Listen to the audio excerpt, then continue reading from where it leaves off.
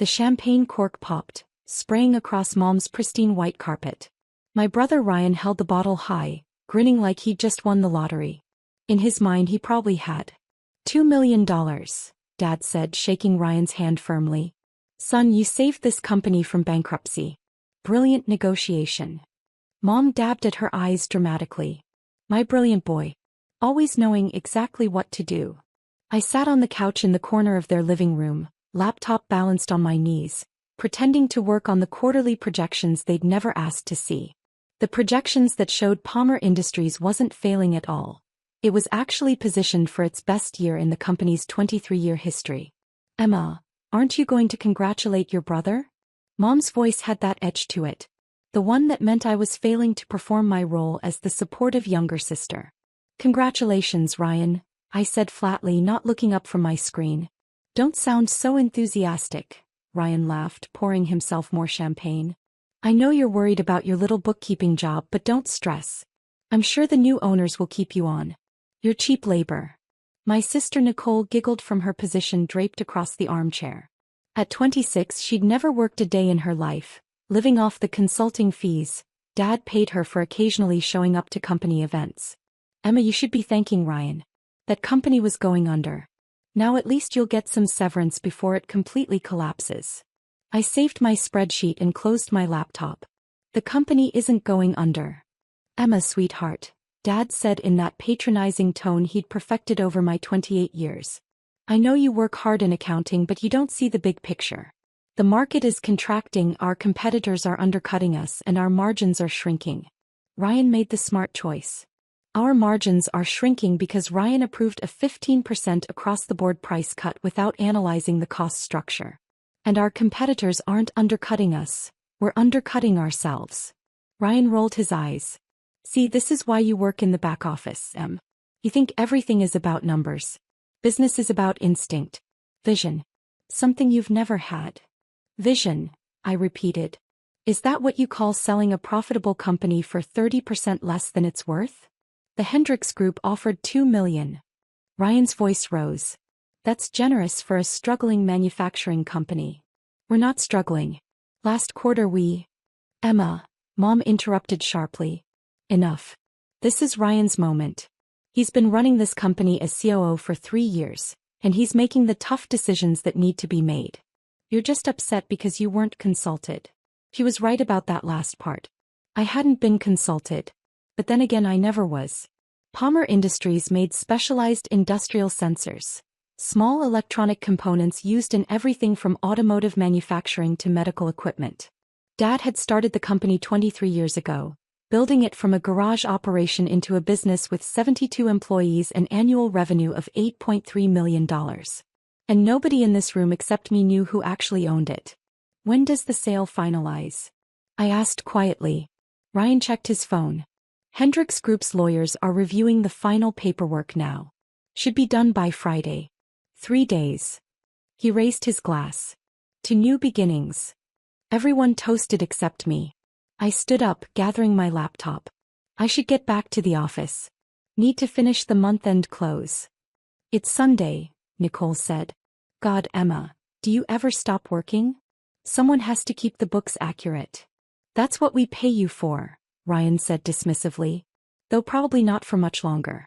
I'm sure Hendricks will bring in their own accounting team. I left without another word, driving the 15 minutes from my parents' house to the industrial park where Palmer Industries had been located for the past 12 years. The building was dark. Everyone else was home with their families on Sunday afternoon. I unlocked my office and pulled out the file I kept in my locked cabinet. The file that contained the real ownership structure of Palmer Industries. When Dad started the company, he'd had a partner, his best friend from college, James Whitmore. Uncle James, as I'd always called him, though we weren't blood related. James had put up half the initial capital and owned 50% of the company. 8 years ago, James died of a heart attack at 54. He'd never married, had no children. His will left his entire 50% stake in Palmer Industries to me, the goddaughter he'd mentored since I was a child. The quiet, bookish girl who'd spent weekends at his house learning about business, finance, and investing while my siblings partied and my parents praised Ryan's natural leadership. But James had added a condition. The shares would be held in trust until I turned 25, managed by a corporate trustee, and the ownership would remain confidential unless I chose to reveal it. I'd turned 25 3 years ago. The shares had transferred to me completely, all 50%. And I'd never said a word. But I hadn't stopped there. 2 years ago I'd approached the Wilson family. Gerald Wilson had been one of Dad's early investors, holding 21% of company shares. When Gerald's health declined and his son wanted to liquidate assets to settle the estate, I'd bought his entire stake. Through a carefully structured LLC that didn't obviously connect to me, I'd acquired another 21%. That gave me 71% of Palmer Industries. And nobody knew. Dad held 23%. Ryan had been given 4% when he became CEO. Nicole had 2% from a performance bonus she'd done nothing to earn. Mom held nothing. Dad had never believed in women as business owners, which made the current situation particularly ironic. I was the majority shareholder of the company I'd spent 5 years watching them mismanage. And on Friday they were planning to sell it without my approval. I pulled up my real financial files. The ones I didn't show to Ryan or Dad. The ones that showed Palmer Industries' actual position. Revenue was up 18% year-over-year. Our new sensor line, the one I'd helped the engineering team develop, was gaining significant market traction. We had 3 major contracts pending that would boost annual revenue to over $12 million within 18 months. Our profit margins before Ryan's idiotic price cuts had been climbing steadily. The Hendricks Group wasn't offering $2 million out of generosity. They were offering it because they'd seen our real potential and knew Ryan was an idiot who'd undersell his own company. And in 3 days they thought they'd own it. My phone buzzed. A text from Ryan. By the way, Dad wants you to prepare a full financial disclosure package for Hendricks by Wednesday. Everything. Don't leave anything out.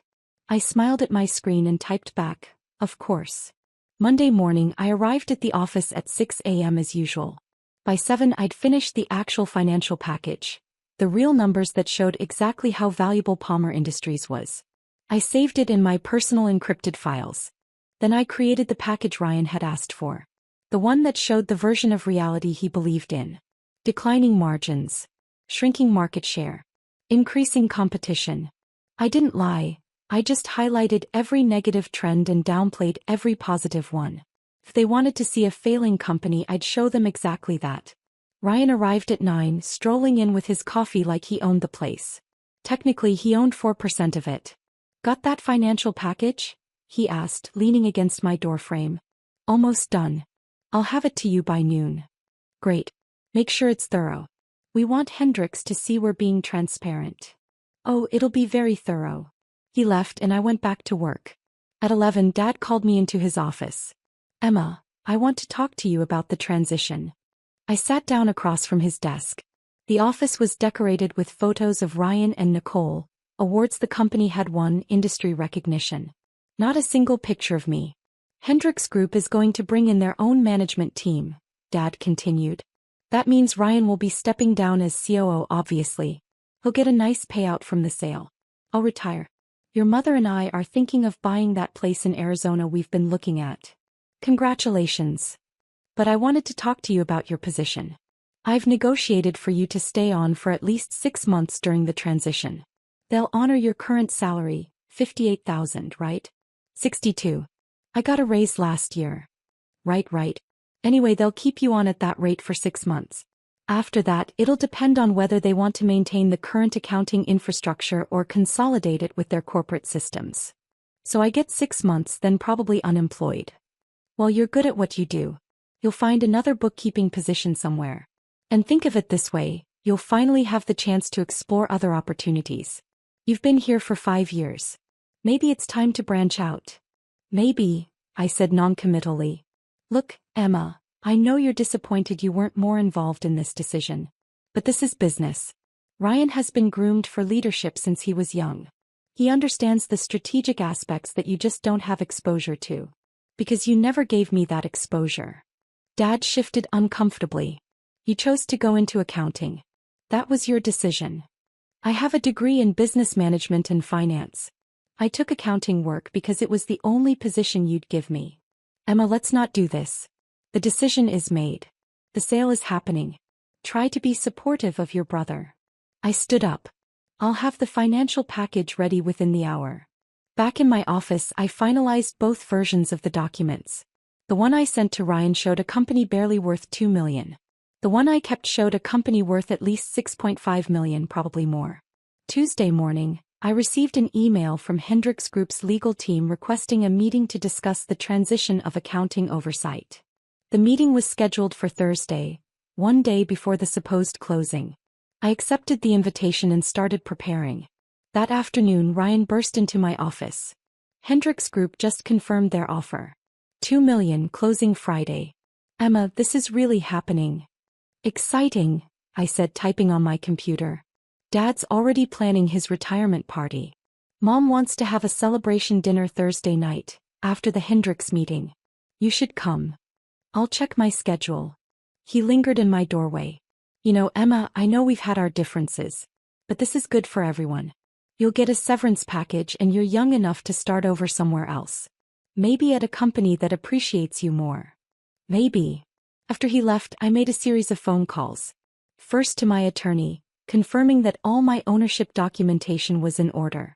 Then to the corporate trustee who'd managed James Whitmore's shares, verifying the transfer records. Finally to my financial advisor, discussing the valuation methodology I'd be presenting. Everything was ready. Wednesday morning, Ryan called an all-hands company meeting. All 72 employees gathered in the warehouse area, looking nervous. Rumors had been flying for days. Ryan stood on a forklift platform, megaphone in hand. Everyone, I want to be transparent with you about the company's future. Palmer Industries is being acquired by Hendrix Group, a major player in the industrial technology sector. The sale will finalize Friday. Murmurs rippled through the crowd. I saw our lead engineer Marcus Chen frown deeply.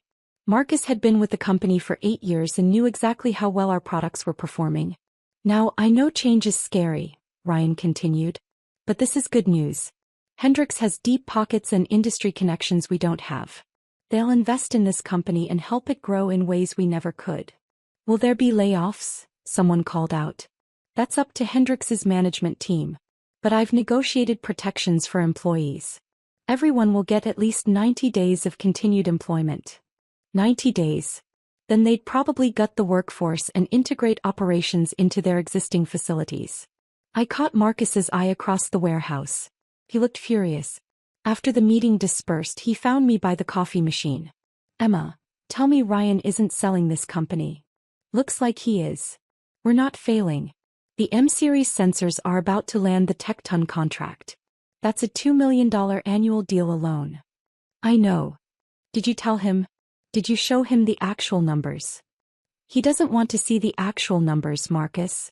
He wants to see the story that justifies his decision. Marcus ran his hand through his hair. This is insane. Emma, you have to do something. Like what? I'm just a bookkeeper, remember? He stared at me. You're more than that. Everyone here knows it. You're the only one who actually understands this company. Not according to Ryan. Then Ryan's an idiot. Marcus lowered his voice. Is there anything you can do to stop this? I took a sip of my coffee. Come to the office Thursday afternoon. Around 3 p.m. You might want to see what happens. Thursday morning I dressed carefully. Professional suit, minimal jewelry, my hair pulled back. I looked like someone who meant business. The meeting with Hendrix Group was scheduled for 2 p.m. At 1:30, I walked into the conference room where Ryan had already set up. He'd brought Dad, Mom, and Nicole, the entire family ensemble. Emma, you're early, Ryan said. We don't need you until Hendrix's team has questions about the financials. Actually, I need to be here from the beginning. This is a strategic discussion. Way above your pay grade. I insist. Dad frowned. Emma, Ryan's right. This isn't appropriate for. The conference room door opened. 3 people walked in. 2 men in expensive suits and a woman carrying a briefcase. The Hendrix Group acquisition team. Mr. Palmer, the woman said, extending her hand to Dad. I'm Catherine Hendrix. We spoke on the phone. Miss Hendrix, pleasure to meet you in person. Dad shook her hand warmly. This is my son Ryan, our COO, and his team. Catherine's eyes swept the room, landing on me. And you are? Emma Palmer. Head of Financial Analysis. Bookkeeper, Ryan corrected quickly. She prepares our financial statements. Among other things, I said mildly. We all sat down. Catherine opened her briefcase and pulled out a stack of documents. Let's get straight to business. We've reviewed the financial disclosures provided by Mr. Ryan Palmer. Based on those numbers, our offer of $2 million for 100% of Palmer Industries shares is fair and generous. We agree, Ryan said eagerly. It's a good deal for both sides. However, Catherine continued, we do have some concerns about the accuracy of certain projections. Your disclosed numbers suggest declining performance, but our market research indicates your new sensor line is gaining significant traction. Ryan shifted uncomfortably. Well, there's always some uncertainty in projections. Which is why, I interrupted, I prepared an alternative financial analysis. One that shows the complete picture. I pulled out my tablet and connected it to the conference room screen. Ryan's face went red. Emma, what are you doing? Providing accurate information. I pulled up my presentation. Ms. Hendricks, the financial package you received was incomplete. It didn't include our pending contracts, our new product pipeline analysis, or our actual market position. The screen showed the real numbers. Revenue growth. Profit margins. Market expansion opportunities. Catherine leaned forward, studying the data. These numbers are significantly different from what we received. Because these numbers are accurate, I said. Palmer Industries isn't a failing company being sold at a discount. It's a thriving company being undersold by someone who doesn't understand its value. Ryan slammed his hand on the table. Emma, you're fired. Get out of this meeting right now. You can't fire me. I'm the CEO. I absolutely can fire you. Actually, you can't. Because you don't have the authority. Dad stood up. Emma, this is unacceptable. You're undermining your brother's negotiation. Apologize and leave or you're done at this company. I can't be done at this company, I said calmly. Because I own 71% of it. The room went completely silent. Mom laughed nervously. Emma, that's ridiculous. You don't own anything. I pulled out my folder. The one with all the documentation. James Whitmore left me his 50% stake when he died 8 years ago. The shares were held in trust until I turned 25, then transferred to me completely. That was 3 years ago. I placed the first set of documents on the table. Trust paperwork. Transfer records. Stock certificates. That's 50%. I acquired another 21% 2 years ago from the Wilson estate. That gives me 71% of Palmer Industries. Ryan grabbed the documents, his face white. This is fake. It has to be fake. It's not fake, Catherine said quietly, examining the papers. These are legitimate stock certificates. Emma Palmer is the majority shareholder. Dad sank back into his chair. James left you his shares? He left me everything. Because I was the only one who cared about learning the business. Who spent time understanding what made this company work. Nicole's voice was shrill. You've been lying to us for 3 years? I've been watching, Bernie. Seeing exactly how you'd run this company if you thought you controlled it. And you've proven you're incompetent. Ryan found his voice. You can't block this sale. It's already done. Actually, I can. And I am. I turned to Catherine. Ms. Hendricks, as the majority shareholder of Palmer Industries, I'm formally rejecting your acquisition offer. This sale will not proceed. Catherine nodded slowly. I see. Well, this changes things considerably. You can't do this. Ryan shouted. We have contracts. Agreements. You have preliminary agreements that require majority shareholder approval, I said. Which you don't have. Which you'll never have. This sale is dead. Mom was crying now. Emma, how could you? This is our family's company. No. It's my company. It's been my company for 3 years. You just didn't know it. Dad's voice was hollow. Everything James built. He gave it to you? He gave it to the person who deserved it. Who understood it. Who would protect it. I looked at each of them. Not the people who'd sell it for 30% of its value to fund retirement in Arizona. The door opened. Our company attorney, Michael Brooks, walked in, followed by Marcus Chin and 3 other senior employees. Emma, Michael said. I have the corporate resolutions you requested. Thank you, Michael. Ryan looked frantically between us. What resolutions? As majority shareholder, I said, I'm exercising my rights under the company bylaws. Effective immediately, the board of directors is being restructured. I handed out copies of the documents. Ryan Palmer is removed as COO. Dad, you're removed as CEO. The new CEO of Palmer Industries is me. You can't, Dad started.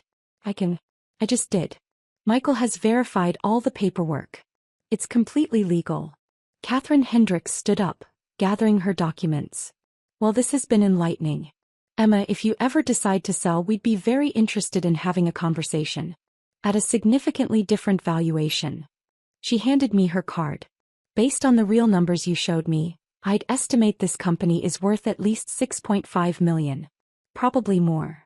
After Hendricks's team left, my family sat in stunned silence. Finally, Nicole spoke. So what happens to us? That depends. Are you willing to actually work? What does that mean? It means no more fake consulting fees. No more showing up to events in expensive dresses on the company dime. If you want a position here, you'll earn it. Real work. Real metrics. Real accountability. She stared at me. You're serious? Completely. Ryan's voice was bitter. And what about me? You're just going to throw me out. I'm reassigning you. You'll work as a sales associate under Marcus Chen. If you can prove you actually understand our products and can contribute to revenue growth, maybe you'll work your way back up. But you'll start at the bottom. Sales associate? I'm the COO. You were the COO. Now you're unemployed unless you take the position I'm offering. Dad finally spoke, his voice tired. Emma, what do you want from us? I want you to accept reality. This company is mine. It's been mine for 3 years. I've spent that time watching you run it poorly, make bad decisions, and treat me like I was worthless. That ends today. We never treated you like you were worthless, Mom protested weakly. You called me a bookkeeper when I have a business degree. You gave Nicole fake jobs while I worked 60-hour weeks for a fraction of what I was worth. You praised Ryan's instincts, while ignoring my actual analysis. You were selling this company without even consulting me. Marcus cleared his throat. For what it's worth, Emma has been the only person keeping this company running efficiently for years. We all knew it. Ryan turned on him. You're fired. Ryan, I said quietly. You don't have that authority anymore. Marcus is being promoted to VP of Operations. He's earned it. The meeting dissolved into chaos after that. Ryan stormed out. Nicole left crying. Mom followed her, shooting me wounded looks. Dad sat alone at the conference table for a long time after everyone else had gone. Finally, he stood up. Your mother and I need to talk. There's nothing to talk about. The decision is made. Emma, we're your parents. You're the people who adopted me after my biological parents died.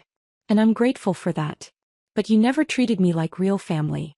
Not the way you treated Ryan and Nicole. He left without another word. I stayed in the conference room as the sun set, looking at the documents spread across the table. Stock certificates. Corporate resolutions. The new organizational chart I'd spent months preparing. Michael Brooks knocked on the doorframe. Emma, you handled that well. Did I? They hate me now. They underestimated you for years. Sometimes people need a shock to see reality clearly. James knew, I said softly. He knew they'd never respect me. That's why he structured it this way. So I'd have time to learn, to prepare, to be ready when the moment came. He was a wise man. After Michael left, I walked through the facility. The warehouse was quiet, machines idle for the night. I ran my hand along one of the production lines, thinking about everything James had taught me. Business isn't about being the loudest voice in the room, he'd said once when I was 20 and shadowing him for the summer. It's about being the most prepared. Learn everything. Watch everyone. And when your moment comes, be ready to act decisively. My moment had come. Over the next week, the changes accelerated. I hired a real CFO. A woman named Patricia Wu with 15 years of experience at Fortune 500 companies. I promoted 4 senior employees who'd been overlooked for advancement, including 2 women and a person of color. I restructured the sales compensation plan to reward actual performance instead of seniority. And I canceled Ryan's company credit card, Nicole's consulting contract, and Dad's automatic monthly stipend. Ryan lasted 3 days in sales before quitting. "I'm not working for people who used to work for me," he announced dramatically. "Hey," I said. "Good luck with your job search." Nicole tried to negotiate a new consulting role. "Emma, please. I need the income. I have expenses. Get a real job. Learn what actual work feels like." She left too. Dad held on longer. He showed up every day sitting in what used to be his office, now a conference room, looking lost. Finally, after 2 weeks, he came to see me. "I'm retiring," he said. "Your mother and I are moving to Arizona as planned." "Okay. Emma, I know I wasn't. I know we didn't. Treat me fairly. Value my contributions. See my potential." He looked at the floor. "Yes. James saw it. He saw everything you missed. And he made sure I'd have the power to fix what you broke." "I didn't break anything. You were selling a $6 million company for $2 million.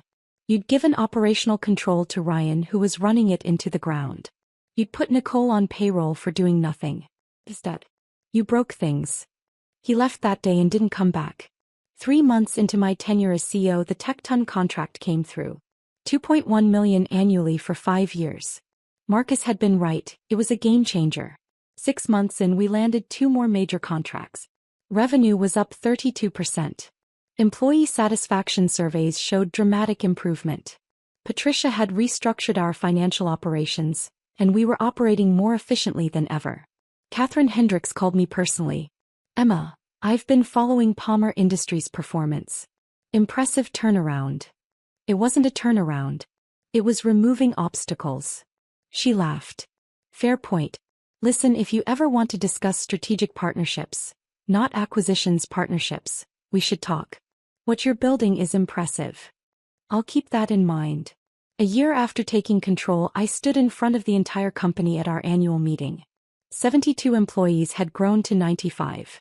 Revenue had increased 48%. We'd opened a second facility. "This has been a year of transformation," I told them. "Not because we changed what we do, but because we committed to doing it excellently. To rewarding merit, not connections. To building something sustainable, not just profitable." Marcus started the applause. Soon everyone was standing, cheering. After the meeting, Patricia found me in my office. "Emma, I've been meaning to tell you. I've worked for a lot of CEOs. You're one of the best. I had a good teacher. James Whitmore. He taught me everything. How to read financial statements. How to evaluate business decisions. How to see through bullshit." I smiled. "And he taught me patience. To wait for the right moment instead of forcing things. He chose well." That evening, I drove past my parents' old house. It was dark. They'd moved to Arizona 3 months ago. We hadn't spoken since they left. I felt no sadness about that. My phone buzzed. A text from Marcus. "Team wants to celebrate at Murphy's Bar. You coming?" I smiled and texted back, "On my way." The bar was crowded with Palmer Industries employees, celebrating another successful quarter. They cheered when I walked in. Someone handed me a beer. We talked about projects, timelines, new opportunities. This was my family now. The people who showed up did the work and built something real. Later that night, alone in my apartment, I pulled out the letter James had left with his will. I'd read it 100 times, but I read it again. "Emma, if you're reading this, I'm gone. I'm sorry I won't be there to see what you'll build. But I know you'll build something extraordinary. You have what your family lacks: vision, patience, and genuine respect for other people.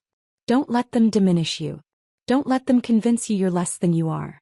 When the time comes, take what's yours and show them what real leadership looks like. Love, Uncle James." I folded the letter carefully and put it back in its frame on my wall. James had given me more than shares in a company. He'd given me the tools to claim my place, the confidence to use them, and the wisdom to wait for the right moment. Ryan had tried to sell our company for $2 million. He hadn't known I was the silent majority owner. Now he knew. Now everyone knew. And Palmer Industries, under my leadership, was worth more than anyone had imagined. Not because of some dramatic transformation or brilliant strategy. Simply because I'd removed the people who were holding it back and let the talented employees who'd been there all along finally do their jobs. Family business, Ryan had always said, was for family. He was right. It just took them losing it to figure out who the real family was. 2 years later, the Palmer Industries headquarters had moved to a larger facility. 140 employees. Annual revenue of $14.3 million. 3 major patents pending. Industry recognition as one of the fastest-growing manufacturing companies in the region. Catherine Hendricks and I had formed a strategic partnership. Not an acquisition but a collaboration that benefited both companies. Marcus Chin was now COO, the position Ryan had held so poorly. Patricia Wu had helped us go public with an IPO that valued the company at $22 million. I still owned 51%. But the other 49% was distributed among employees, investors, and partners who'd earned their stakes. My phone rang. An unknown number. I almost didn't answer, but something made me pick up. Emma? It's Dad. I hadn't spoken to him in 18 months. Hello. I wanted to call. To see how you're doing. I'm doing well. The company is thriving. I saw the news about your IPO. $22 million valuation. That's incredible. It's what the company was always worth. You just couldn't see it. He was quiet for a long moment. I was wrong, Emma. About everything. The way we treated you, the decisions I made selling to Hendricks. All of it. I was wrong. Yes. You were. Is there any chance? Could we talk? Maybe have dinner? I looked at the photo on my desk. Uncle James and me at my college graduation, both smiling. He'd believed in me when no one else did. Maybe someday, I said. But not yet. I understand. Emma, I want you to know, I'm proud of you. What you've built, what you've become. James was right to trust you with his shares. He trusted me because I earned it. That's the difference between us, Dad. He thought family meant automatic loyalty. James understood that family is something you build through respect and trust. After we hung up, I returned to the quarterly projections on my screen. Strong growth. Solid fundamentals. Sustainable expansion. This was what Uncle James had seen. Not just a company but potential. Not just numbers but possibility. And he'd given me the power to make it real. My brother had tried selling our company for $2 million. Now it was worth $22 million and climbing. He hadn't known I was the silent majority owner. But silence, I'd learned, was its own kind of power. And when you spoke, you made sure everyone listened. The autumn rain fell steadily outside Harrison Manor, the sprawling estate that had been in my family for 3 generations. I sat in my father's study, watching droplets trace patterns down the leaded glass windows while my brothers, James and William, argued over who would get which piece of the family fortune. The summer house in Martha's Vineyard is obviously mine, James declared, running his hand through his expertly styled hair. At 35, he was the eldest and had always assumed he'd inherit the lion's share. William, younger by 2 years, scoffed. You barely visit. I'm there every season with my family. I remained silent, fingers tracing the worn leather of Dad's old chair. At 28, I was the youngest, and in their eyes, the least worthy. Elizabeth Harrison, the daughter who'd chosen to study business instead of law or medicine, who'd moved away to find herself instead of staying to learn the family business. If they only knew. Lizzie, James turned to me with his condescending smile. You can have the cottage in Vermont. It's quaint. Perfect for your lifestyle. The cottage in Vermont was the smallest of our family properties, worth maybe a fraction of the main estate. I bit back a smile, remembering the conversation I'd had with Dad 3 years ago in this very room. Mrs. Collins, our family lawyer's assistant, interrupted from the doorway. The video conference is ready. I checked my watch. 2:55 p.m. Right on schedule. The massive screen on the study wall flickered to life, revealing Margaret Collins, our family's lawyer for the past 20 years. Her silver hair was perfectly coiffed, her expression professionally neutral. Good afternoon, Harrison family, she began. As you know, we're here to discuss the distribution of your father's estate following his passing last month. Dad's death had been peaceful, and his sleep they said. The last time I'd seen him, just a week before, he'd winked at me over dinner. Our secret's safe between us. Now, Margaret continued, I understand you've all had a chance to review the preliminary documents I sent last week. James nodded eagerly. Yes, and I have some questions about the distribution percentages. Actually, Margaret interrupted, those documents were merely procedural. Your father left very specific instructions about how this meeting should proceed. William frowned. What do you mean? The will is straightforward. The estate is to be divided between his children. That's partially correct. Margaret shuffled some papers. But first, we need to address the matter of Harrison Global Enterprises. Ah, here it came. I sat up straighter, watching my brother's reactions. What about the company? James demanded. As the eldest, I naturally assume. Harrison Global Enterprises, Margaret cut in, was sold 3 years ago. The silence in the room was deafening. I could hear the grandfather clock ticking in the hallway, counting down the moments until their world shattered. Sold? William's voice cracked. That's impossible. To whom?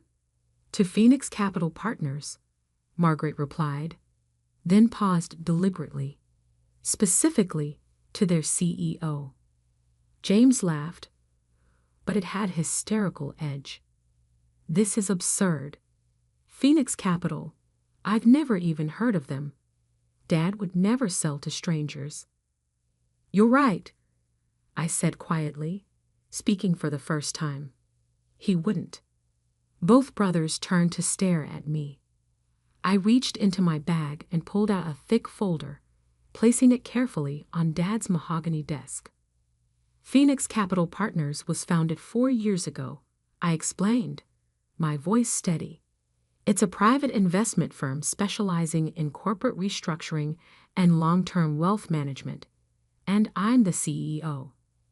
The security cameras Dad had installed years ago would have captured their expressions perfectly.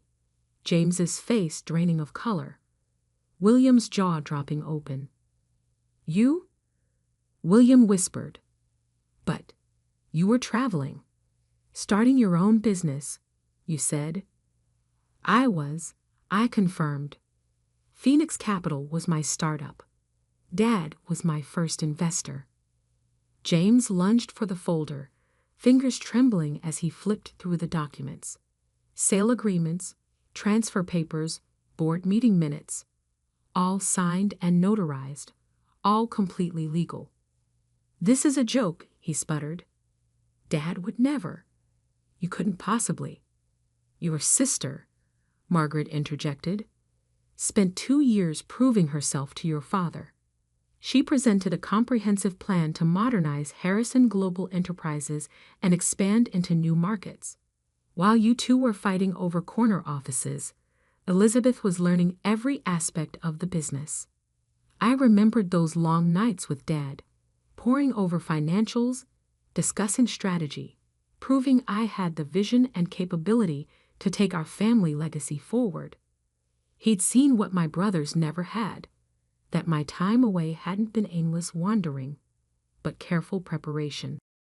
The company holdings, Margaret continued, including all subsidiary businesses, real estate portfolios, and investment accounts, were legally transferred to Phoenix Capital Partners in 2020. Your father remained as chairman emeritus until his passing, but operational control has been with Elizabeth for the past 3 years. William collapsed into a chair. But the estate?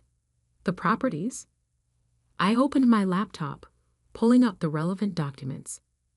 The manor, the summer house, the properties in Europe, they're all owned by Harrison Global Enterprises, which means they belong to you. James finished, his voice hollow. To Phoenix Capital, I corrected. Dad and I restructured everything. More efficient for tax purposes, you see. The rain had stopped outside, weak sunlight breaking through the clouds. Somewhere in the house, the housekeeper was probably preparing afternoon tea, just as she had every day for the past 30 years. But in this room, the world had tilted on its axis. "Why?" William asked. "Why the secrecy? Why not tell us?" I met his eyes steadily. "Would you have accepted it? Working for your little sister? Taking direction from the one you always saw as the family disappointment?" James stood up abruptly, his chair scraping against the hardwood floor. "This isn't over. We'll contest it." "The will."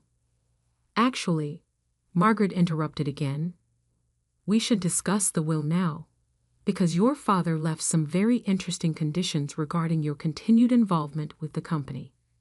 I sat back, watching my brothers' faces. They had no idea that this was just the beginning. Dad's real surprise was still to come, and I had front row seats to watch it unfold. The security cameras whirred quietly in their corners, recording every moment of this historic family meeting. Dad had insisted on keeping the footage for posterity, he'd said with that familiar twinkle in his eye. I touched the old leather of his chair again, feeling closer to him than ever. "Ready when you are, Margaret," I said calmly. "Let's tell them about Phase 2. Margaret adjusted her glasses and looked directly at my brothers through the video screen. "Phase 2 of your father's plan involves a rather unique arrangement for your continued involvement with Harrison Global Enterprises." James was still standing, his perfectly tailored suit now wrinkled from nervous fidgeting. "We don't need arrangements. This is our birthright." "Actually," I interjected, pulling up another document on my laptop, "you both signed away those rights 3 years ago." "What?" William leaned forward. "We never signed anything." I turned my laptop around. "Remember that stack of quarterly reports Dad had you sign? The ones you never bothered to read?" Page 394 of each report contained a gradual transfer of your voting rights and company shares to Phoenix Capital. The color drained from their faces as recognition dawned. Dad had always insisted on them signing the quarterly reports, a tradition they dismissed as our father's old-fashioned way of keeping them involved in the business. That's fraud," James sputtered. Margaret cleared her throat. "Everything was clearly stated in the documents. Your signatures were witnessed and notarized. Your failure to read what you were signing does not constitute fraud." I remembered Dad's words when we devised the strategy. "Your brothers think business is about power lunches and corner offices. Let's see if they've learned to read the fine print." "However," Margaret continued, "your father did not wish to leave you destitute. He believed in second chances, with conditions." She held up a thick envelope. "This document outlines Phase 2 of the succession plan. Each of you has the opportunity to earn back a position in the company, along with a significant ownership stake." William's eyes narrowed. "What kind of conditions?" I stood up and walked to the window, looking out at the manor's grounds.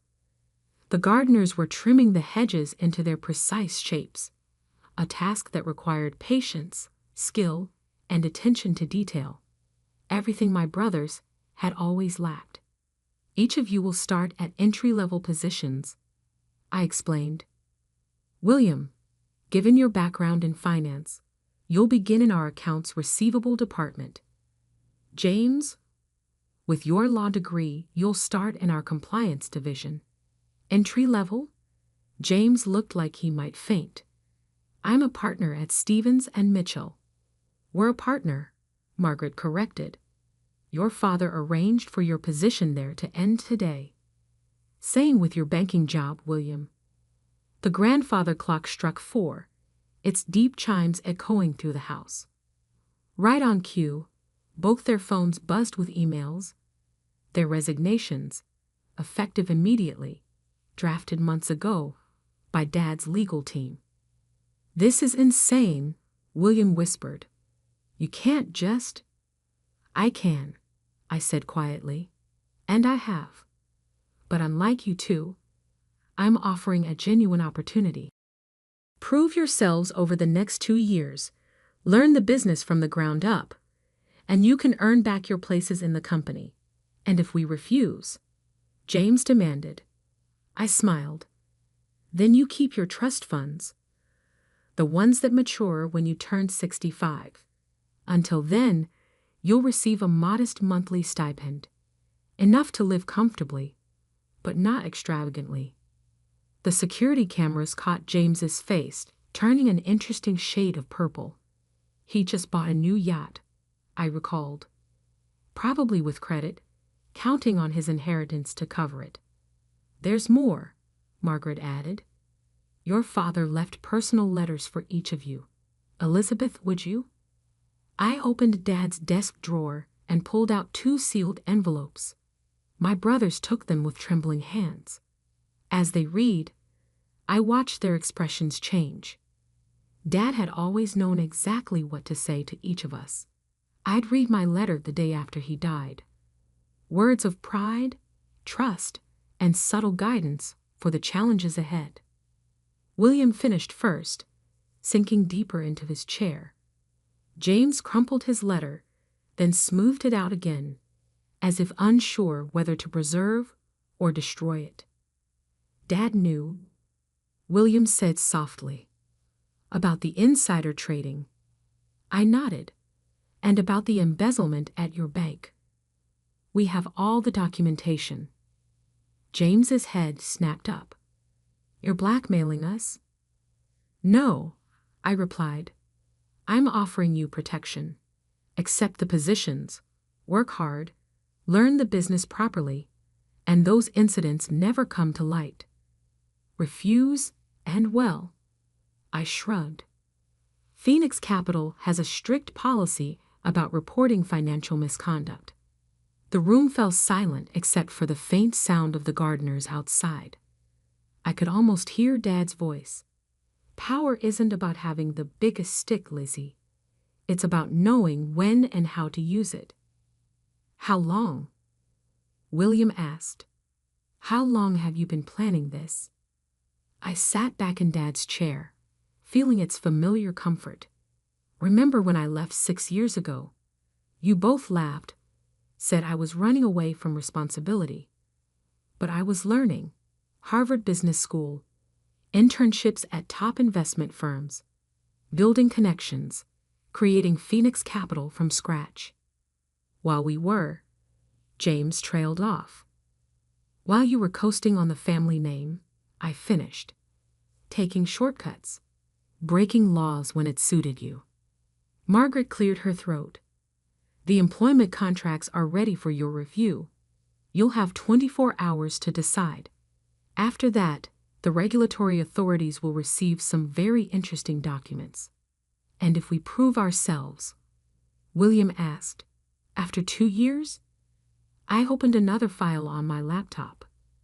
"Then you each receive 20% of the company's shares. I retain controlling interest, but you'll have real power, real responsibility.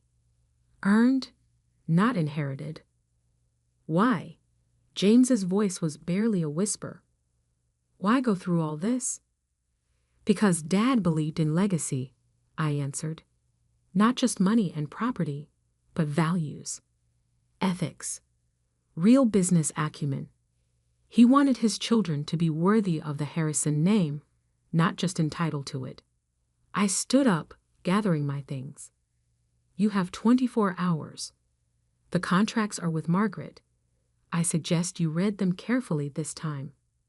As I walked toward the door, William called out, "Where are you going?" "To the office. Unlike some people, I actually work for a living." I paused at the threshold. "Oh, and James, call the yacht broker. You're going to need that money for rent." The security cameras recorded their stunned faces as I left. Outside, the sun had fully emerged, making the wet gardens glisten.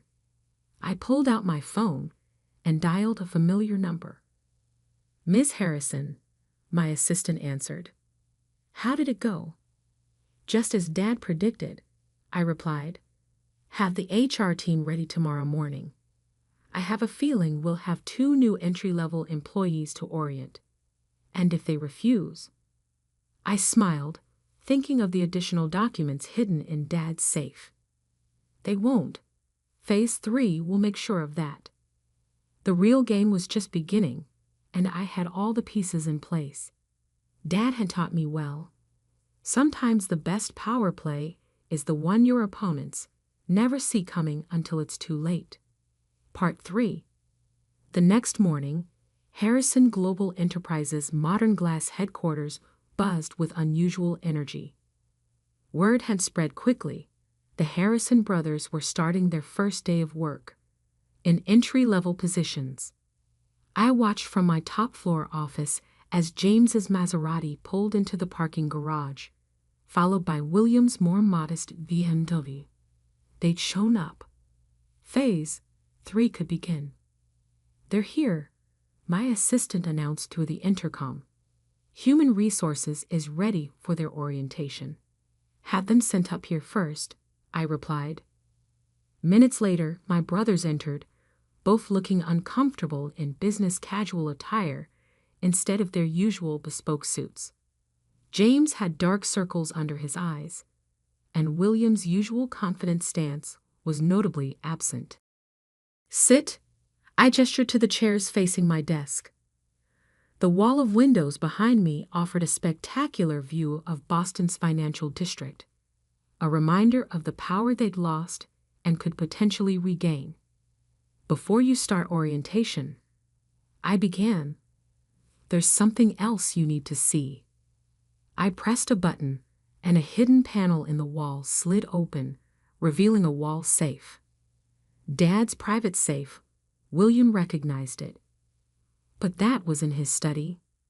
"This is a replica," I explained, entering the combination. "The original is still at the manor, but its contents were moved here last week." Inside was a single USB drive and another envelope. I'd inserted the drive into my laptop, and my father's face appeared on the large screen mounted on the wall. "My children," Dad's recorded image spoke, looking exactly as he had a week before his death. "If you're watching this, then everything has proceeded according to plan." James shifted in his seat. William leaned forward. "Elizabeth," Dad continued, "has proven herself beyond my highest expectations. But this was never just about finding a successor. It was about saving our family." The camera panned to show documents spread across his desk. "James, William, I know about everything. The insider trading, the embezzlement, the attempts to undermine your sister when she tried to introduce modern practices to our company." My brothers paled. There was more they hadn't told me clearly.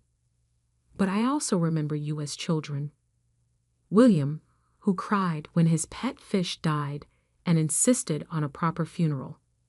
James, who gave his allowance to a homeless man and tried to hide it from us. You weren't always driven by greed and entitlement. Dad's eyes seemed to stare directly at them through the screen. "That's why I agreed to Elizabeth's plan. Not just to protect our company, but to save you both."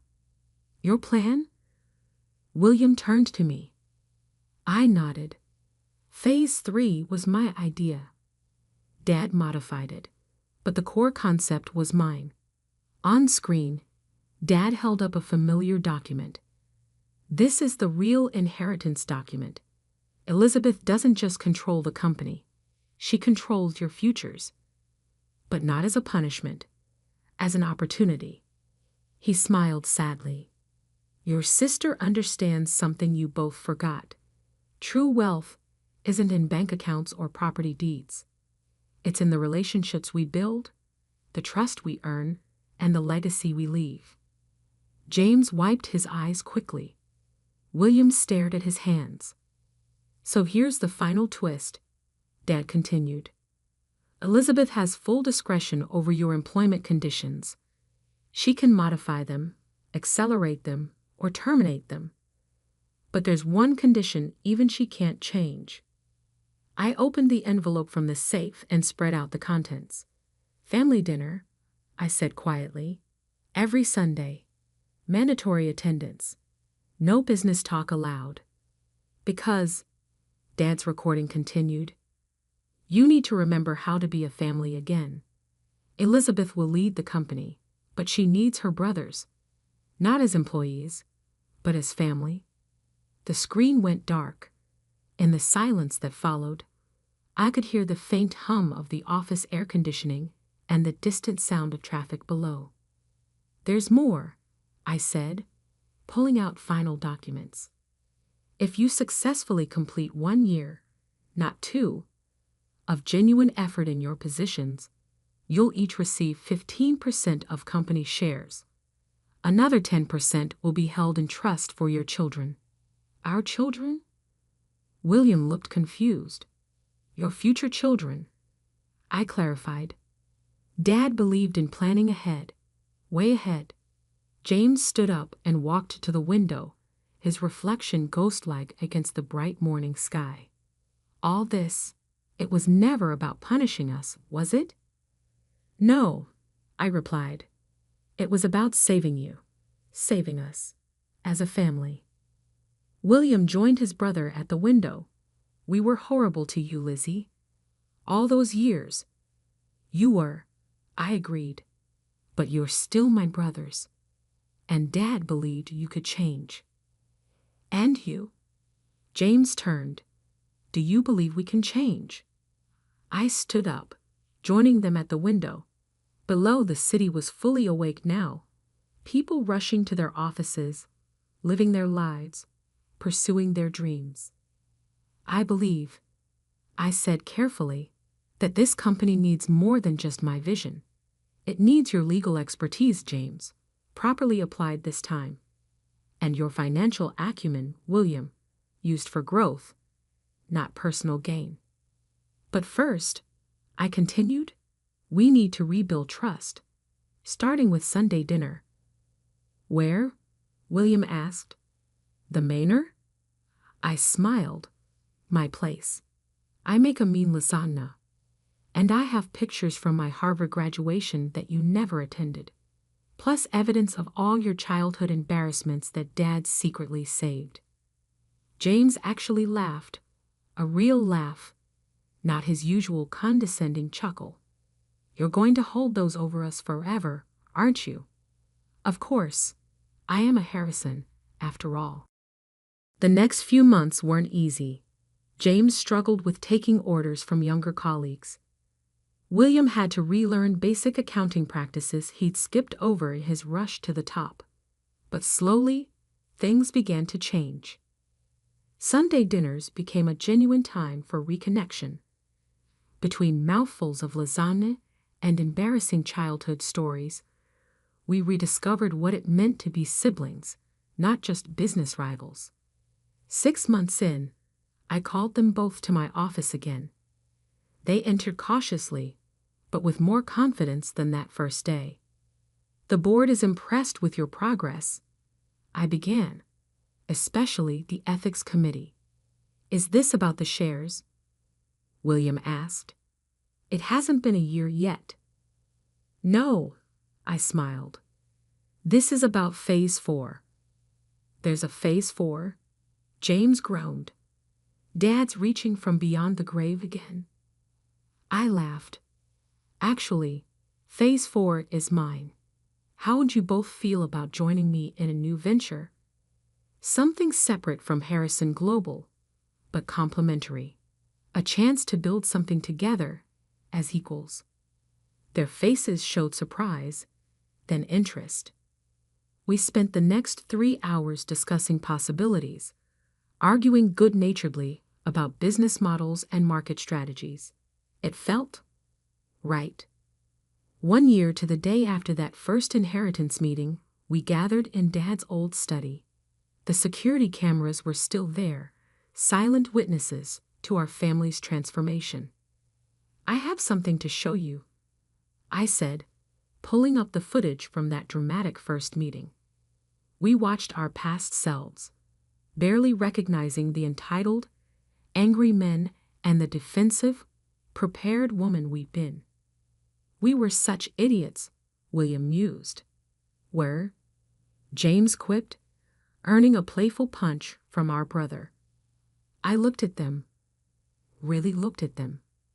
James had lost the arrogant edge to his smile. William's eyes had regained the kindness I remembered from our childhood, and I had gained something too, brothers I could trust, not just with business, but with my life. Dad would be proud, I said softly, of all of us. The security cameras whirred quietly, recording this moment too. But we didn't need recordings anymore to remember who we were or what we meant to each other. We were Harrisons, not just in name or inheritance, but in spirit. And that, as Dad had known all along, was worth more than any estate. The crystal chandeliers of Meridian Estate cast dancing light across the marble floors as I walked through the venue's grand ballroom. My sister Victoria followed 3 steps behind, her Louboutins clicking with the rhythm of impending judgment. Mom trailed beside her, already wearing that pinched expression that meant she'd found something to criticize. "This is nice," I said quietly, running my hand along the mahogany banister overlooking the garden terrace. Victoria laughed, the sound sharp enough to cut glass. "Nice? Emma, this place costs $40,000 just for the venue rental. That's not counting catering, florals, or anything else.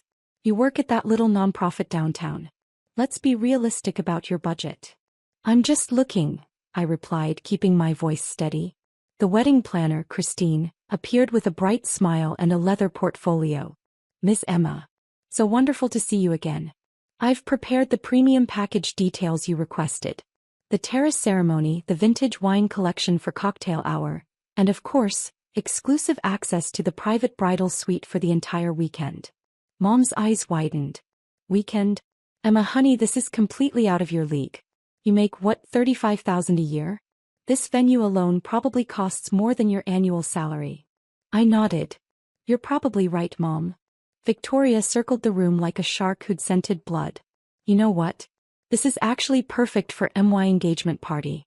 Derek and I have been looking for something impressive to announce our wedding. Christine, is this available 3 months from now? October 15th. Christine's smile faltered slightly. "Well, I'd need to check with." "We can afford it," Victoria interrupted, pulling out her black Amex. "Unlike some people, Derek's hedge fund bonus alone could buy this entire estate. Put down a deposit. 50,000, is that enough to secure it?" "Victoria, that's Emma's appointment," Mom said, though her tone carried no real conviction. "Maybe we should." "Mom, please. We both know Emma's just window shopping. She does this all the time, pretending she can afford things to make herself feel better about her sad little life. Remember when she toured those penthouses last year? Or when she test drove that Tesla? It's embarrassing." I felt the familiar tightness in my chest but kept my expression neutral. "It's fine. If Victoria wants the venue, she should take it." Christine looked between us, clearly uncomfortable. "Perhaps we should discuss this separately. Emma, you had mentioned wanting the December date for your own event, and..." "December." Victoria laughed again. "She doesn't even have a boyfriend, Mom. She's literally planning a wedding for an imaginary relationship. This is worse than I thought." Mom touched Victoria's arm but not to stop her. "Victoria has a point, Emma. You've always been imaginative. Maybe you should focus on finding someone first before you start booking venues you can't afford." "I understand," I said quietly. Christine's phone buzzed. She glanced at it, frowning. "Excuse me for just one moment. I need to take this call." She stepped toward the French doors leading to the terrace. Victoria immediately began circling the ballroom again, her phone out, taking photos. "Derek is going to die when he sees this. The marble floors alone are incredible. And that chandelier? It's definitely baccarat crystal. Probably worth more than Emma's car." "When's Derek proposing?" Mom asked, her voice warm in a way it never was when she spoke to me. "Next month in Paris. He's taking me to Lou Jules Verne, the restaurant in the Eiffel Tower. He's already had a custom Tiffany ring designed. 3 carats, platinum setting, flawless diamond. Victoria shot me a glance. Some of us don't have to pretend about our lives. I walked to the window looking out at the manicured gardens. The estate stretched across 12 acres with reflecting pools, a rose garden, and a view of the city skyline in the distance. I'd purchased it 4 years ago through my holding company, back when property values in this area were depressed. The renovations alone had cost $7 million. Earth to Emma, Victoria called. Did you hear me? I asked what you actually do at that nonprofit. You're like a receptionist or something. I work in acquisitions, I said. Acquisitions. Victoria smirked. That's a fancy word for filing papers. Mom, she works at a nonprofit. They barely make any money. She's probably answering phones and pretending it's important. Mom sighed. Emma, honey, there's no shame in being realistic about your situation. Victoria worked hard to get where she is. Senior associate at a law firm engaged to a successful man. Maybe if you'd focused more on your career instead of all this dreaming, you'd be in a better position. You're right, I said. The truth was more complicated. The little nonprofit was the Westmore Foundation, an organization I'd founded after my software company went public 6 years ago. I'd sold it to a tech conglomerate for $840 million when I was 27. The nonprofit now managed $200 million in assets, funding arts programs, housing initiatives, and education projects across 3 states. I drew a modest salary because I didn't need the money. My investment portfolio generated enough passive income to fund several lifetimes of luxury. But I'd learned early that telling my family about money only made things worse. Victoria's resentment had started in childhood, when I'd gotten into MIT and she'd gone to state school. It had intensified when I'd started my company and peaked when I'd sold it. After one disastrous Thanksgiving where I'd mentioned the sale, Victoria had spent months posting on social media about how some people get lucky, while real success takes hard work. Mom had sided with her, suggesting I was showing off by mentioning my achievements. So I'd stopped mentioning them. I worked at my foundation using my middle name, lived in a modest apartment as far as my family knew, and let them believe whatever narrative made them comfortable. Victoria was now on a phone call, presumably with Derek. Babe, you have to see this place. It's absolutely perfect. Marble everything, crystal chandeliers, the works. I'm putting down a deposit right now. Yes, $50,000. I know, but it's worth it for the impression we'll make. Everyone who matters will be there. Christine returned, her expression troubled.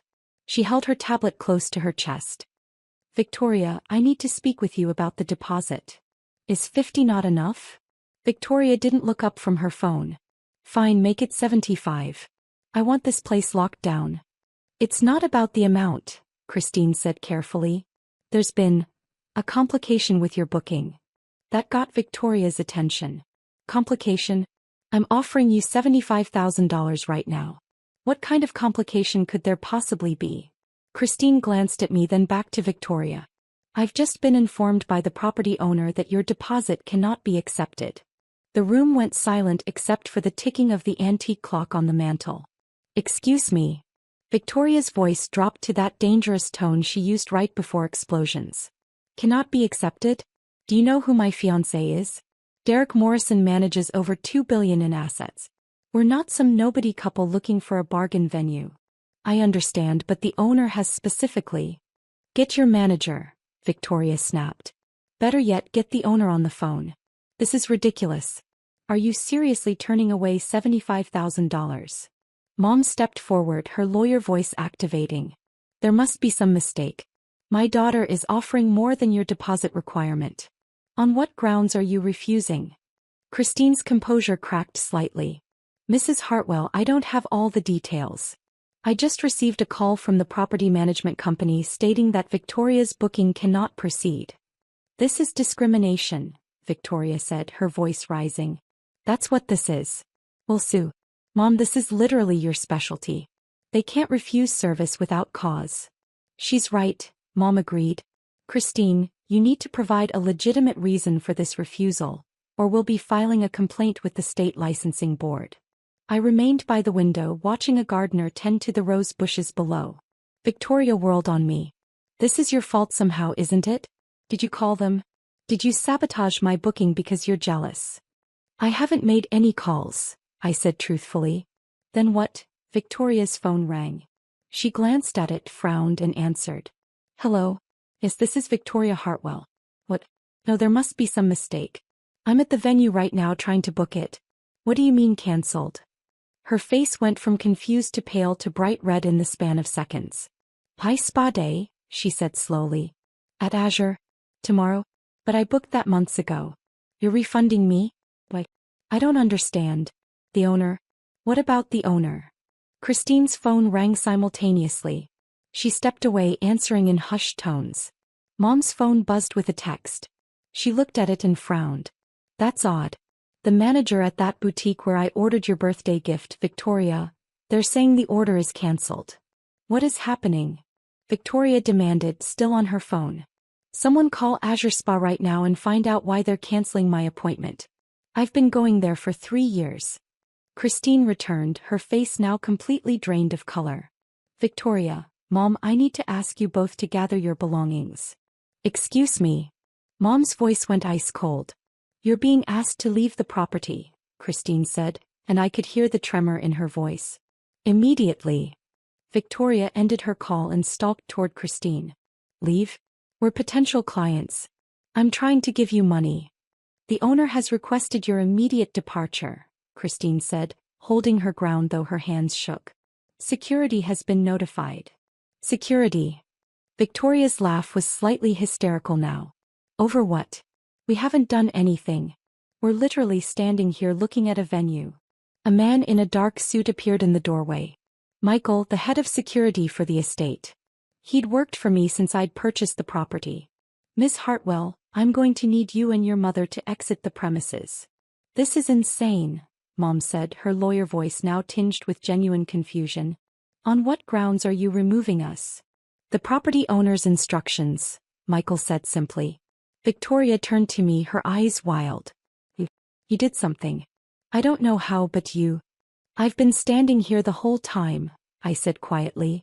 Christine's tablet pinged. She looked at it, then at me, her eyes widening with recognition. Oh my God. What? Victoria snapped. Christine ignored her, instead addressing me directly. Miss Chin, I am so deeply sorry. I didn't realize. The booking was under your first name and I never connected. I should have recognized you immediately. Victoria's head swiveled between Christine and me. What are you talking about? That's Emma. Emma Hartwell. She works at a non-profit. This is Emma Chin, Christine said, her voice now respectful in a way it hadn't been before. She owns Meridian Estate. She owns 17 properties in this city, including this venue, Azure Spa, the Rothmore Boutique, and... That's impossible, Victoria interrupted. She's poor. She works at a non-profit making $30,000 a year. She drives a 10-year-old Honda. Christine looked genuinely distressed now. Miss Chin founded and sold Paradigm Solutions 6 years ago. She's the primary benefactor of the Westmore Foundation, which operates out of the Westmore building downtown, which she also owns. The booking I've been coordinating with her isn't for a wedding. It's for the foundation's annual gala, which hosts over 500 attendees including the governor and 3 senators. The silence that followed was absolute. Mom spoke first, her voice barely a whisper. Emma. The nonprofit is mine, I said simply. I founded it after I sold my company. Victoria's champagne glass, forgotten in her hand, slipped and shattered on the marble floor. You sold a company? 6 years ago. Paradigm Solutions.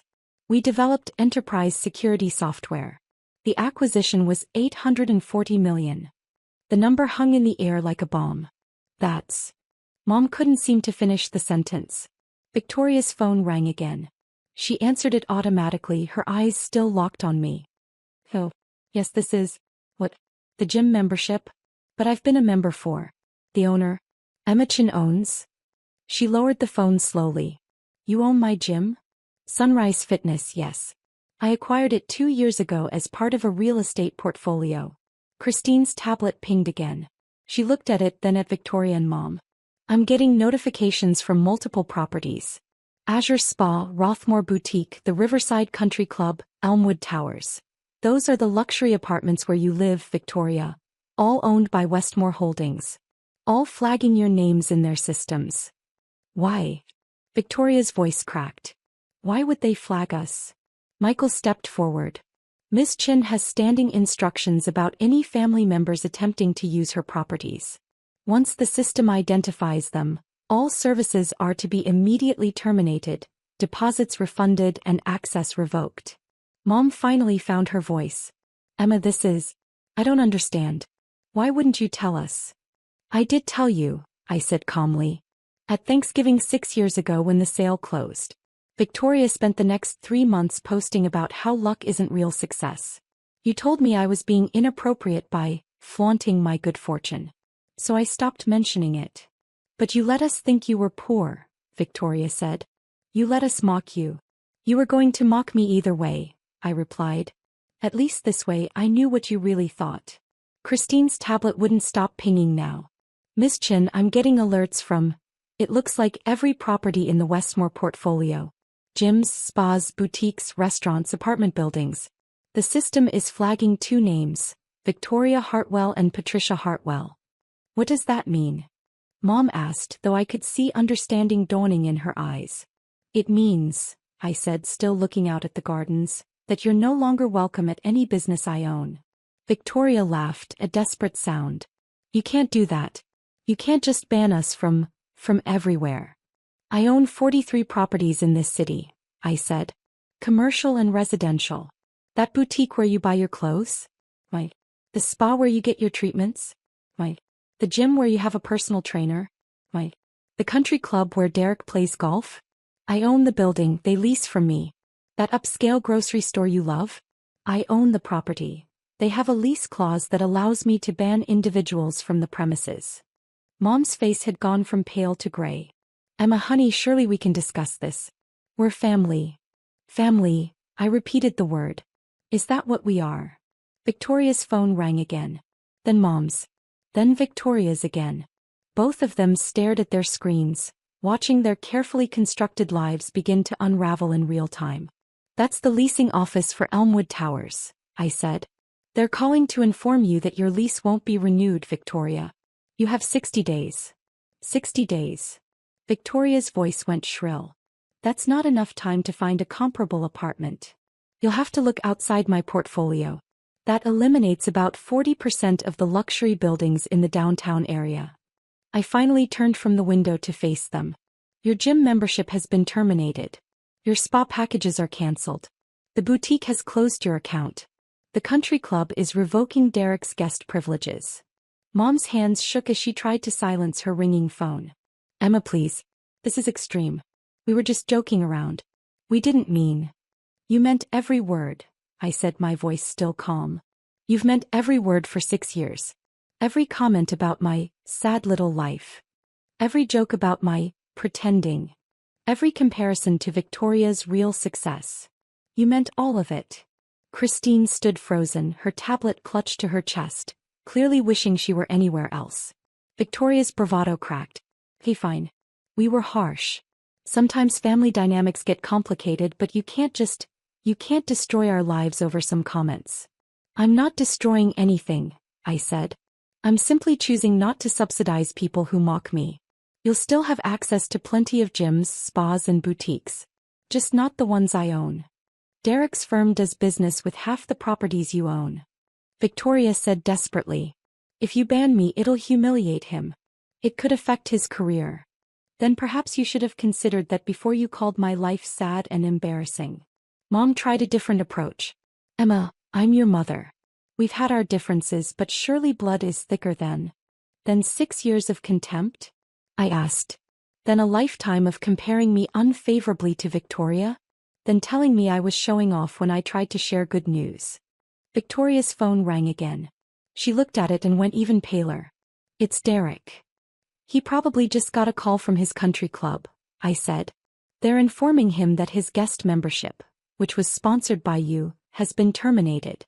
They're also likely mentioning that his golf buddies might be uncomfortable with the association, given that I'm the primary investor in several of their firms. You invested in Derek's world? Mom asked, stunned. I invest in a lot of things, Mom.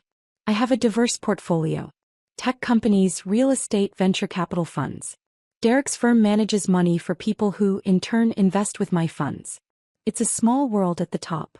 Victoria sank onto one of the venue's velvet chairs, her phone falling from her hand. This can't be happening. Christine's tablet pinged one final time. She looked at it, then at me, her expression caught between professional courtesy and genuine shock. Miss Chen, I'm getting a message from the Pinnacle Restaurant Group. They're asking for confirmation on. They want to know if the ban extends to their establishments as well. It does, I said. All 12 restaurants in their portfolio. Mom's voice was barely audible. You're really doing this? I'm really doing this, I confirmed. Christine, I'd like to confirm my booking for December 15th for the Foundation Gala. The full estate premium package vintage wine collection, exclusive access for the weekend. Let's increase the guest list to 600. I'll have my assistant send over the updated requirements. Of course, Ms. Chen, Christine said, her professionalism snapping back into place despite her obvious discomfort. I'll have the revised contract ready by end of business today. Michael cleared his throat gently. Miss Hartwell, Mrs. Hartwell, I really do need you to leave the property now. Victoria stood on shaking legs. Emma, please. We can fix this. We can apologize properly. We can. You can leave, I said. You have 60 days to vacate your apartment, Victoria. Mom, you might want to check your own situation. I believe you lease your office space in the Morrison building? That's one of mine too. Your lease is up for renewal next month. Mom's face went completely white. Victoria tried one last time as Michael escorted them toward the door. We're sisters. You can't just cut me off like this. I'm not cutting you off, I said, walking them to the entrance. You'll still see me at family events if you want. You'll just have to find your own gyms, spas, apartments, and country clubs. There are plenty of options outside my portfolio. Mom stopped at the doorway, turning to face me. What about Thanksgiving? Christmas? I'll be at Grandma's for both, same as always, I said. You're welcome to come. I'll be polite. I'll be civil. I'll be exactly as kind to you as you've been to me. The implications of that statement hung heavy in the air. Michael held the door open, waiting. Victoria's phone rang again. Then Mom's. Then Victoria's once more. Those will be various businesses confirming your bans, I said. It's going to be a long afternoon for both of you. Christine, thank you for your patience. I'll have my assistant coordinate with you on the gala details. It's my pleasure, Ms. Chen, Christine said, her voice now carrying genuine warmth alongside the professional courtesy. We're honored to host the Westmore Foundation's event. As Michael escorted my mother and sister out, their phones ringing in a continuous symphony of consequences, I turned back to the ballroom. The chandeliers still cast their dancing light across the marble floors. The gardens beyond the windows still stretched out in manicured perfection. Everything was exactly as it should be. Christine approached cautiously. Miss Chen, I have to apologize again. If I had realized sooner who you were. You treated me with respect, I interrupted gently. You listened to my requests, answered my questions professionally, and only got confused when Victoria tried to override my booking. You did nothing wrong. She exhaled in relief. Thank you. That's very generous. My phone buzzed with a text from my property management team. System has flagged and processed all V. Hartwell and P. Hartwell accounts across portfolio. All services terminated, all deposits refunded, all future bookings blocked. Legal standing by for potential pushback. Awaiting further instructions. I typed back. Maintain current protocols. No exceptions. Flag any attempts to book under alternate names or through third parties. Through the window I could see Victoria and Mom in the parking lot. Victoria was gesticulating wildly while on the phone, probably with Derek. Mom stood apart, staring at her own phone with the expression of someone watching their world rearrange itself in real time. Christine cleared her throat. Would you like to continue the venue tour? There's the wine cellar you mentioned wanting to see and the upstairs bridal suite. Actually, I said, I think I've seen everything I needed to see today. As I drove away from Meridian Estate 20 minutes later, my phone continued buzzing with notifications. My property management team was efficient. Within hours, every business in my portfolio had been updated. Victoria and Mom would spend the rest of their day receiving calls, emails, and notifications as their access to the infrastructure of luxury they'd taken for granted evaporated. Derek called me twice. I didn't answer. He'd figure it out eventually. By the time I reached home, my actual home, the penthouse Victoria had once toured and mocked me for pretending to afford, which I'd purchased with cash 3 years ago, the full scope of the consequences was becoming clear. My phone rang. "Grandma." "Emma dear," she said when I answered. "I just got the most interesting call from your mother." "I imagine you did. She seems to think you own half the city." "Not half. About 12% of the commercial real estate downtown, and another 15% through various investment vehicles." Grandma laughed, the sound warm and delighted. "And here I thought you were doing well with that little software company you sold. Honey, why didn't you tell me?" "I did tell you, Grandma. 6 years ago at Thanksgiving." "I know, dear. I meant why didn't you tell me about Victoria and your mother being awful about it? Would you have believed me?" There was a pause. "No," she admitted. "Victoria's always been my golden child's golden child. I suppose I was blind to it. Your mother called me crying, saying you're destroying Victoria's life. Care to give me your side?" I gave her the abbreviated version. When I finished, Grandma sighed. "You know what the worst part is?" she said. "I'm not even surprised. Victoria's been jealous of you since you were children. Your mother always handled it by making you smaller instead of helping Victoria grow. I should have said something years ago. It's not your fault, Grandma." "Maybe not. But I'm still sorry you felt you had to hide your success from your own family." She paused. "For what it's worth, I'm proud of you. Not just for the business success but for handling this with grace. You didn't yell, you didn't gloat, you just removed yourself from an unhealthy situation." "Thank you," I said and felt tears prick my eyes for the first time that day. "Now," Grandma said, her tone brightening, "about this foundation gala in December. Am I invited?" "You're the guest of honor if you want to be." "Excellent. I'll need a new dress. Preferably from somewhere Victoria doesn't shop." I laughed despite myself. After we hung up, I stood at my penthouse windows looking out over the city. Somewhere out there, Victoria was probably still making phone calls, trying to understand how her poor, unsuccessful sister had built an empire she'd never even noticed. Mom was likely strategizing, trying to figure out if there was a legal angle, some way to force me to restore their access. There wasn't. My phone buzzed again. A text from an unknown number. "This is Derek Morrison. We need to talk about Victoria." I deleted it without responding. Another text, this one from Victoria herself. "Please. I'm sorry. Can we just talk?" I looked at it for a long moment, then set my phone face down on the counter. The thing about consequences is that they're most effective when they're unexpected. Victoria had spent years feeling superior, secure in the belief that her law firm job and hedge fund fiancé made her successful while I languished in poverty. Mom had reinforced that narrative at every opportunity, comfortable in a worldview where Victoria was the golden child and I was the disappointment who needed to be more realistic. They'd built their identities on that foundation.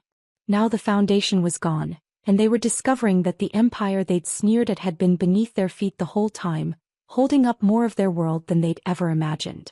My phone rang again. This time it was Victoria's fiancé Derek's number. Then Victoria. Then Mom. Then a number I recognized as Victoria's law firm. Then Derek again. I silenced my phone and went to make tea. Tomorrow my property management team would send me a full report of all the accounts that had been terminated, all the leases that wouldn't be renewed, all the subtle and not so subtle ways that Victoria and Mom's lives had been restructured in a single afternoon. Tomorrow I'd probably have to deal with lawyers. Mom was nothing if not determined when she felt wronged. Tomorrow there would be family drama and recriminations and attempts at reconciliation that were really just attempts to regain access to my resources. But tonight I stood in my penthouse, drinking tea, watching the city lights sparkle below, and felt the unfamiliar sensation of being completely, unapologetically myself. No pretending. No hiding. No making myself smaller to make others comfortable. Just Emma Chin, owner of Meridian Estate and 42 other properties, founder of the Westmore Foundation, and a woman who had finally stopped apologizing for her own success. My phone buzzed one more time. A text from Christine at Meridian Estate. "Ms. Chin, your contract for the December gala is ready for signature. Also, I wanted you to know, It's an honor to work with you. What you've built is remarkable. I smiled and typed back, "Thank you, Christine. See you in December." Through the windows, the city stretched out before me, 12% of it mine, all of it full of possibility. And somewhere out there, my sister was finally learning what I'd always known. Success isn't about looking rich. It's about being so powerful that people don't realize you own the ground they're standing on until it's too late.